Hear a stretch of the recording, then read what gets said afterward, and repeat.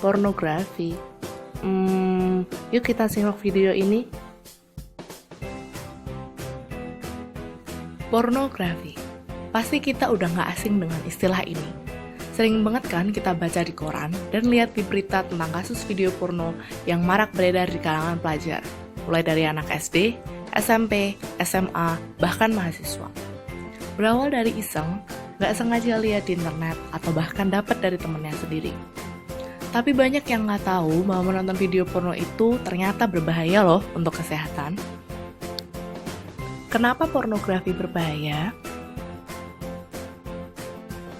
Saat kita menonton hal-hal yang berbau pornografi, sistem dalam otak kita yang bernama sistem limbik akan teraktivasi. Sistem inilah yang mengatur emosi, keinginan makan dan minum, juga keinginan untuk berhubungan seksual pada seorang individu. Nah, sistem limbik ini bisa mengaktifkan zat yang bernama dopamin yang diproduksi oleh hipotalamus. Dopamin dapat memberikan rasa senang, penasaran, dan kecanduan pada diri kita. Orang yang mengalami kecanduan akan mengalirkan zat dopamin yang berlebihan ke prefrontal cortex. Prefrontal cortex yang memiliki fungsi untuk berpikir, merencanakan, memutuskan sesuatu, mengontrol emosi dan tubuh, memahami diri sendiri, empati pada orang lain, dan juga moral akan rusak jika terlalu banyak zat dopamin yang masuk. Uniknya, dopamin ini aktif saat seseorang mengkonsumsi nafsa. Jadi dapat disimpulkan, menonton video porno itu sama dengan mengkonsumsi nafsa. Lalu apa bahaya dari pornografi?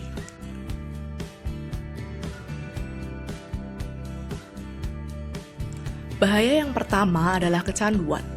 Pornografi memberi makan pada keinginan mata dan keinginan daging yang tidak akan pernah terpuaskan. Pornografi hanya akan membuat penontonnya minta tambah, dan tambah lagi. Bahaya yang kedua adalah rusaknya pikiran. Pornografi membuat cara berpikir seseorang menjadi penuh dengan seks semata. Pikiran seks akan menguasai alam bawah sadar mereka. Bahaya yang ketiga adalah rusaknya hubungan orang tersebut dengan lingkungannya. Pada hubungan pacaran, hubungan yang awalnya baik-baik saja dapat berubah menjadi tidak sehat. Orang yang terlibat pornografi akan menyalahkan kekasihnya pada tindakan-tindakan seksual yang mereka lakukan. Padahal, masalah itu terdapat pada pribadinya sendiri. Bahaya yang keempat adalah hilangnya konsentrasi. Dalam banyak kasus, pornografi membuat seseorang kehilangan daya kerjanya. Individu yang awalnya produktif dan kreatif berubah menjadi pasif dan monoton. Bahaya yang kelima adalah berkurangnya kemampuan mengambil keputusan. Orang yang telah kecanduan pornografi akan sulit memilih mana yang benar dan mana yang salah bagi dirinya. Ia hanya akan mengikuti nafsunya sendiri dan bahkan tidak mau mendengarkan pendapat orang lain.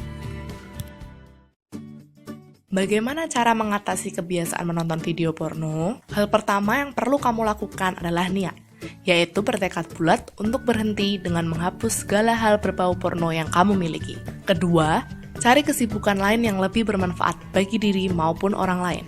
Misalnya dengan berolahraga, organisasi, dan hal-hal positif lainnya yang dapat kalian lakukan. Ketiga, sering-seringlah berinteraksi dengan keluarga, juga teman-teman yang mendukungmu untuk berhenti dari kebiasaan tersebut.